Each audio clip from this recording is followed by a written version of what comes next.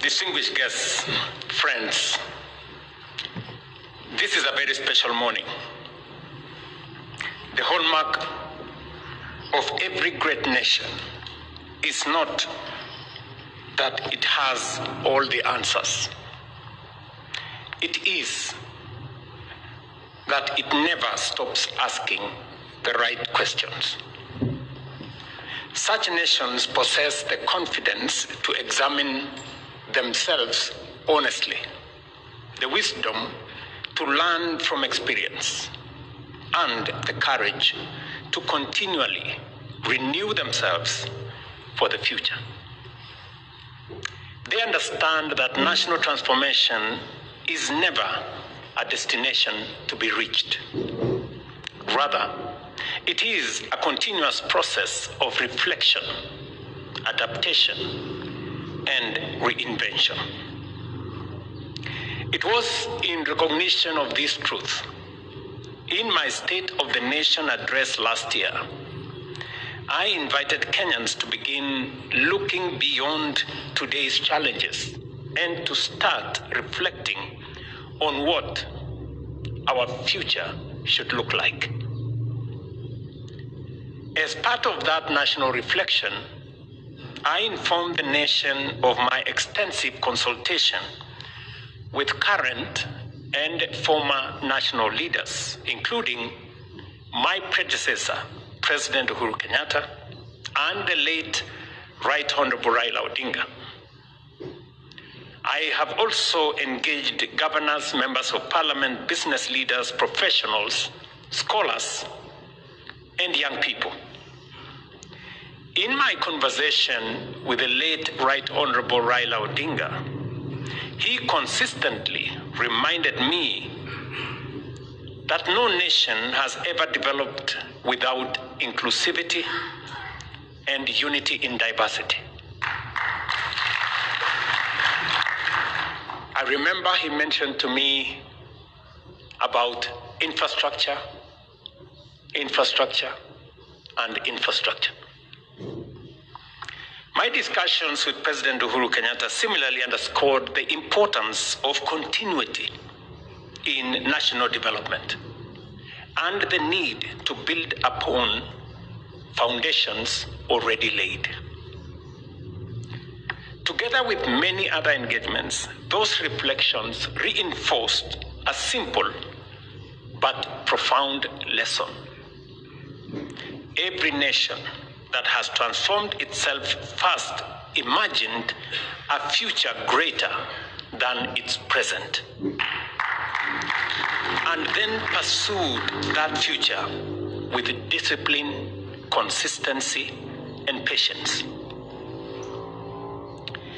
In that same State of the Nation address, I informed Kenyans that having restored stability, rebuilt confidence, strengthened our economy, and laid the foundation for sustained inclusive growth under the bottom-up economic transformation agenda, we were now ready to take Kenya to the next level.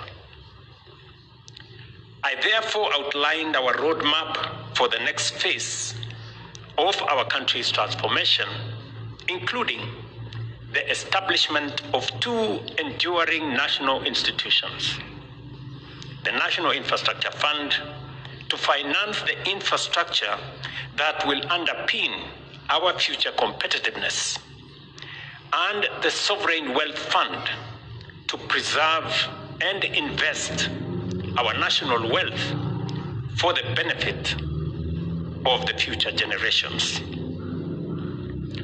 I am pleased that since then, we have moved from commitment to implementation. The National Infrastructure Fund has now been established in law, its board appointed, and the institution's secretariat is underway. The Sovereign Wealth Fund has likewise been established in law and will now be operationalized, completing another important milestone in building the institutions that will support Kenya's long-term development. These institutions form part of a broader strategy that is already guiding Kenya's long-term transformation into a competitive first world country. But institutions alone do not build great nations.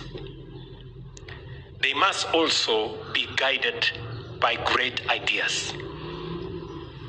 Following extensive consultations with many stakeholders, particularly with the former Prime Minister, and as part of our broader national reflection, I invited Professor Hiroyuki Hino, Professor Anyang' Nyong'o, and their distinguished colleagues to undertake an exercise in scholarship and strategic thinking on Kenya's future beyond Vision 2030. Today, we receive the outcome of that important assignment. On behalf of the government and the people of Kenya, and on my own behalf, I sincerely thank Professor Hino, who is not here with us. He was meant to be here, but due to flight complications, he was not able to come.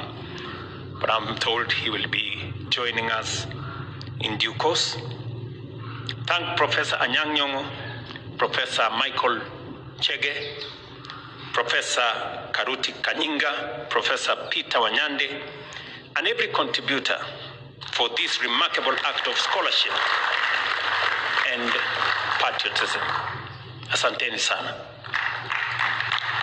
It is true that when I discuss this matter with colleagues and the senior leaders in our country, we said let's start somewhere.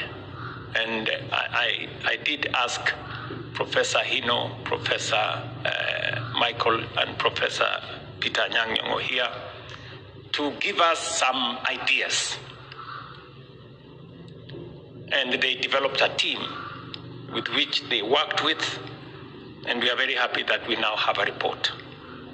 This proposal is a thoughtful and valuable contribution to an important national conversation.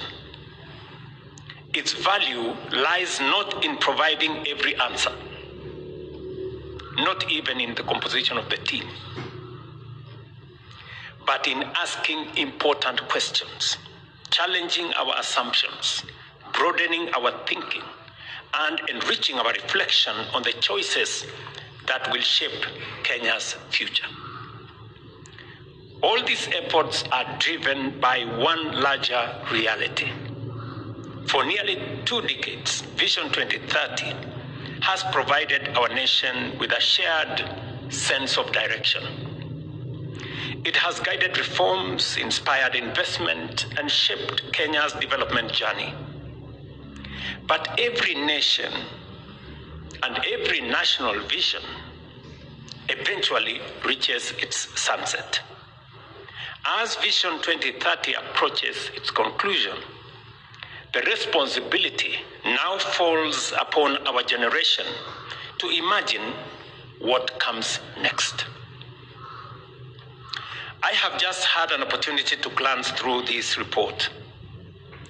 While I have much more to study and reflect upon, I am encouraged that many of the issues it raises speak to the strategic direction we have already begun pursuing.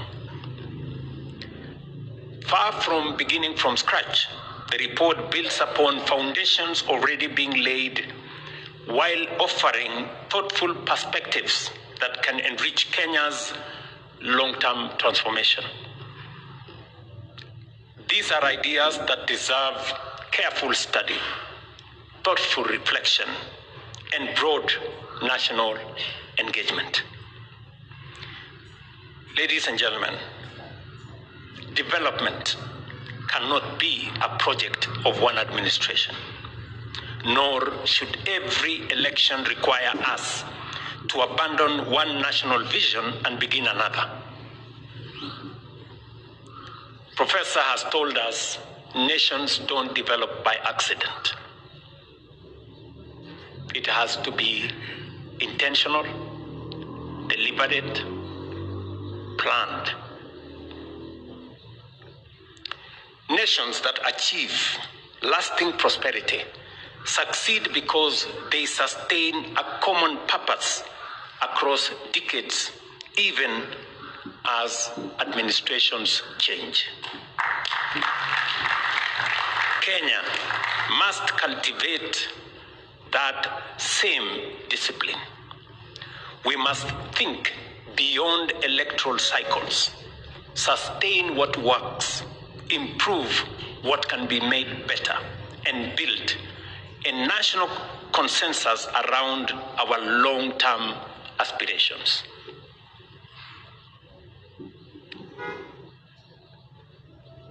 I have said that we have done so much to get our country's economy on the rails. And 3 years ago is so fresh in my mind when we sat in a room called Room 6 here with colleagues and friends,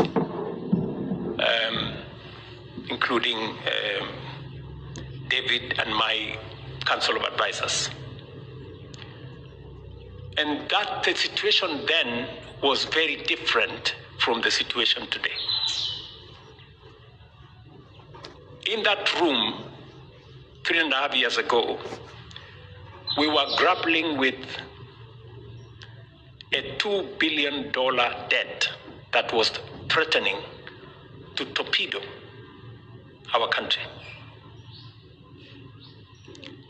Today here, we're discussing the National Infrastructure Fund, which has $2.7 billion cash, not debt.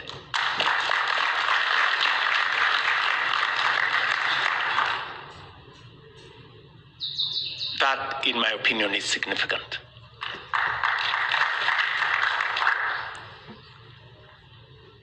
Also, when I had a conversation with my predecessor, and he talked to me about continuity,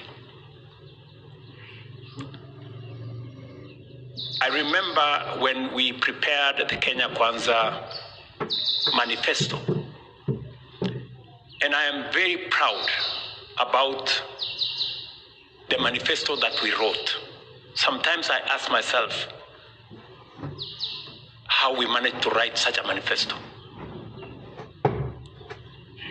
And I want to thank my predecessor, President Uhuru Kenyatta. He gave me leave of absence for like 2 years.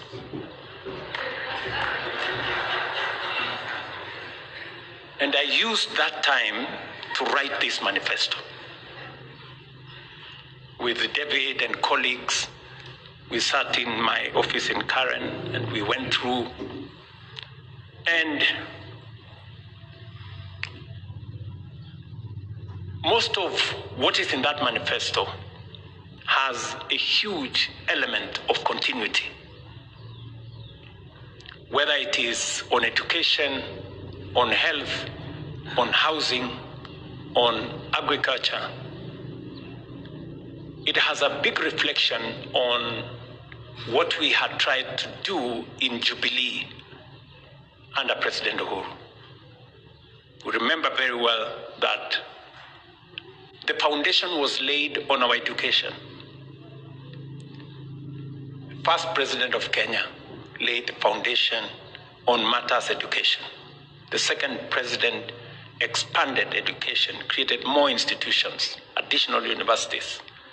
President Mwai Kibaki came with universal primary education. President Kenyatta told us effectively that we must have 100% transition. And it has been my responsibility to make sure that when we have 100% transition, we have the classrooms. That's why we built 23,000 classrooms to eliminate the gaps that were there. We must have enough teachers. That's why we've hired 100,000 teachers. And I want to say we have worked on the university funding model now, or higher education funding model for that matter. And because we have members of parliament here, including the chair of education, Mr. Meli here, that now we have in parliament the final version of how we are going to make higher education universal. Finally, it will not matter the background of any child in Kenya. It will matter how good they are only. And going into the future, I know we have been trying to grapple with how do we fund our higher education in colleges, in our Kenya medical training centers, and in our universities. We tried the differentiated model. I think the vice chancellors here know it didn't work because it made most of our universities almost close down. Because while we promised 80% funding, we went down to 40%, and most universities suffered. We have worked on what we thought was equity, where we said parents will contribute a small portion, we will give a portion of loan, we will give a portion of scholarship. That creates equity, but it's not good enough. Now we are moving to universal under the amendments we have taken to Parliament.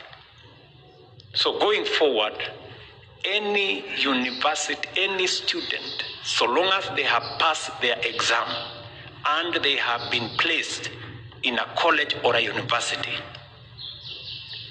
each one of them will get full funding for their higher education. It will be the choice of parents if they want to pay. But if parents don't want to pay, we now have a model that will pay for every child. And we are doing it because we want to be deliberate. Countries that are ahead of us, that we were together, had high quality education. Education was a central pillar. My team tells me that education makes us equal and has no equal. Do you remember that phrase somewhere? That is where we are taking this. And I want to implore on Parliament to expedite the amendments to the Higher Education Laws Board so that beginning September, we can make sure that any child, because we have incidences, for example, where a child from an underprivileged family who qualifies to do medicine fails to do medicine because their parents cannot afford to pay the household contribution and have to change to go and do a different course. We want to stop that. We want to make sure that if a child qualifies to do engineering or medicine, funding does not deter them from achieving their goal. That the government of Kenya must be able to support every child. And on and on. As government, we shall now study this proposal carefully. We shall engage with its recommendations, consult widely, reflect on the ideas this proposal advances. And once that process has been concluded, I will communicate the way forward as we shape Kenya's next long-term national vision. And as we undertake that process, I also invite all the stakeholders represented here today to study this proposal carefully and engage constructively with the ideas it advances. I want to encourage you to carry this conversation into our universities, research institutions, businesses in our counties, chair of Council of Governors, professional associations, places of worship, and in our communities and villages. The next chapter of Kenya's development cannot be written by government. It must be shaped by the collective wisdom, experience, and participation of the Kenyan people. Today's ceremony, therefore, does not mark the end, but the beginning of a process. Let us approach this task with confidence, humility, and a shared purpose, determined to leave to the future generations not merely a stable economy, but a stronger nation. I have listened to the good professors who spoke here, and as I continue to listen to them and their perspectives and where we've come from and how many have borrowed ideas from us, used those ideas to do better than us, it calls upon us as a people now to imagine the future we are all looking towards and to do the things that will never again make us drop the ball. And I must speak specifically to the people sitting here and those outside here who are leaders. You know, the responsibility, friends.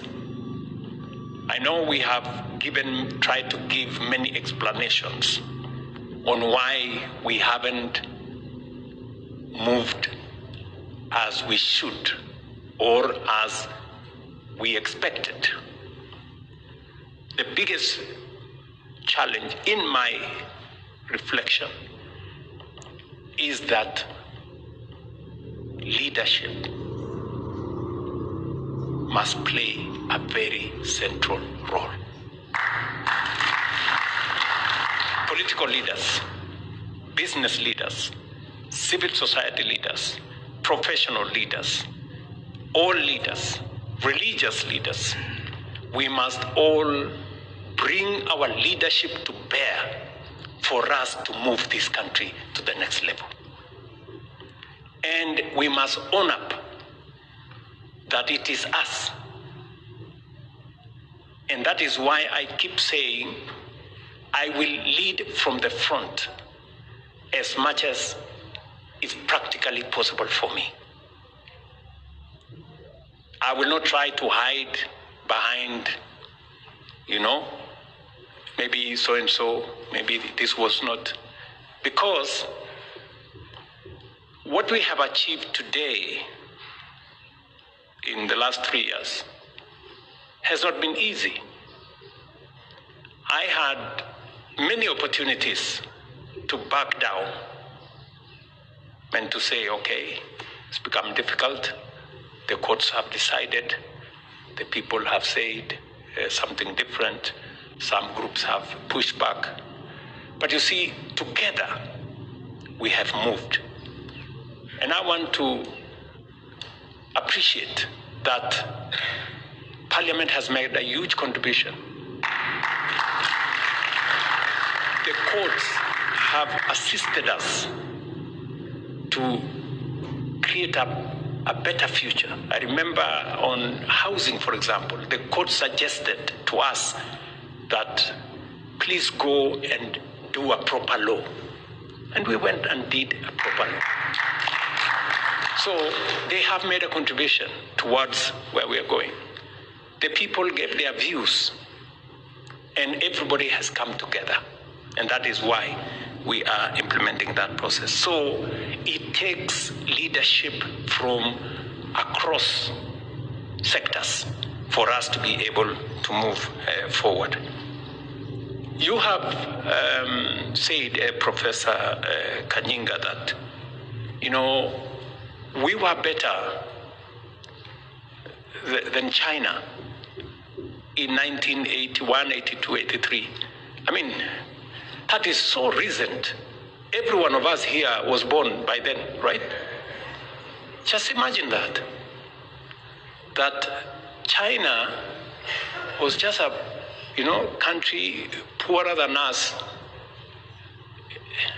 How many years ago? 30 years ago. Look at where they are. So when we say that this great country of ours can become a first world country in our generation, it is doable. Play your part, as Anyang Nyong'o told us. It is doable, play your part. Everybody must play their part. And we must believe in ourselves. We must believe it. The challenge, that I come across with many people in leadership positions is that they have given up. They are just there, telling us how impossible things are, how others have tried and failed, how this has been tried and failed. So what the hell are you doing if you have no energy to move things to the next level? Please exit. Get out of the way. You're causing a jam. Honestly, if you have no energy to move anything anywhere, you're just a stumbling block. You are, So really, we must believe in ourselves, and we must believe in a greater Kenya than the one we have today. I am so persuaded about a first world country that is Kenya, that we must do everything and anything to get ourselves going.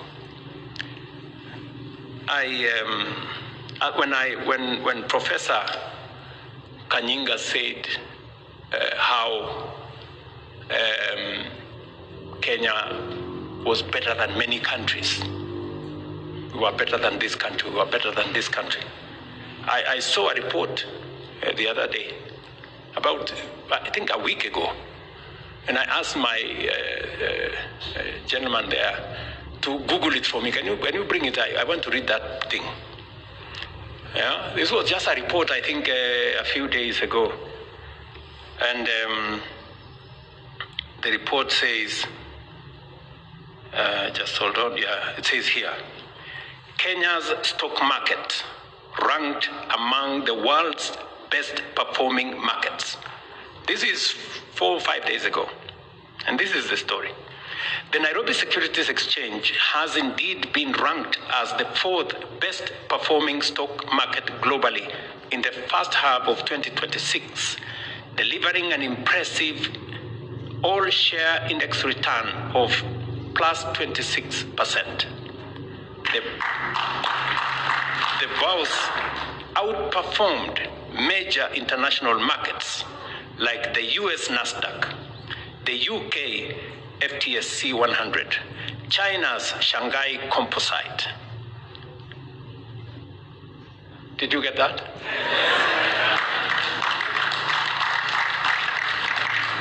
Yeah. This is not my report. You can go and Google it. Right? We outperformed the US Nasdaq, the UK's FTSE, the China's. This is not many years ago, Professor Kanyinga. This is last week.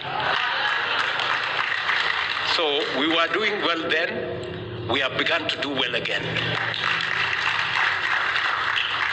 Maybe I should read a bit of it.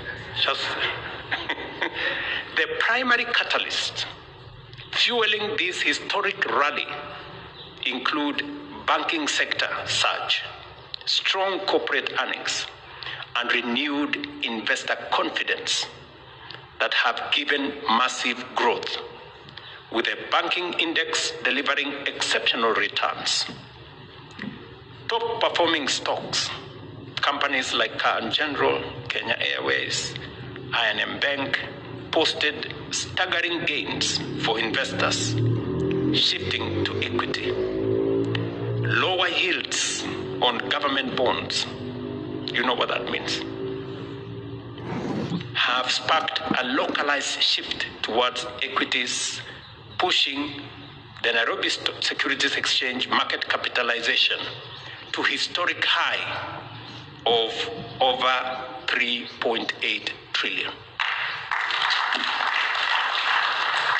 That is Kenya. So if any one of you had any doubt in the possibilities that this country can make, please start believing in your country. Start believing in your country.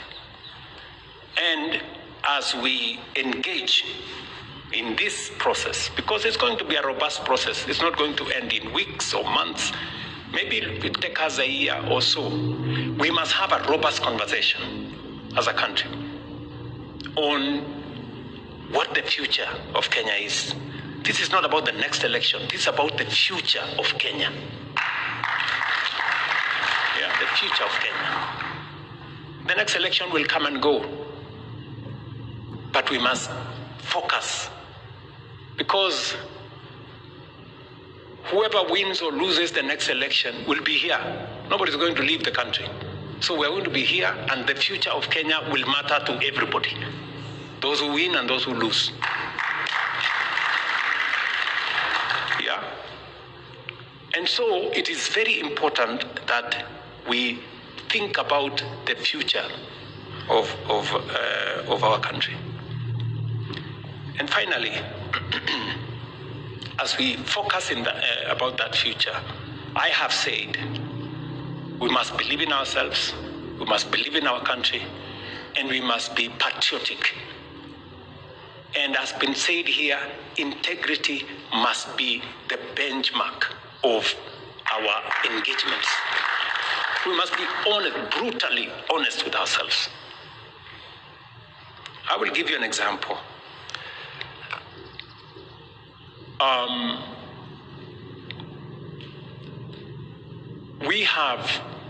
We're a country that believes we're a robustly democratic country. When I went to the G7, among the issues that was in conversation was artificial intelligence and how it's going to power the future, and how social media is going to continue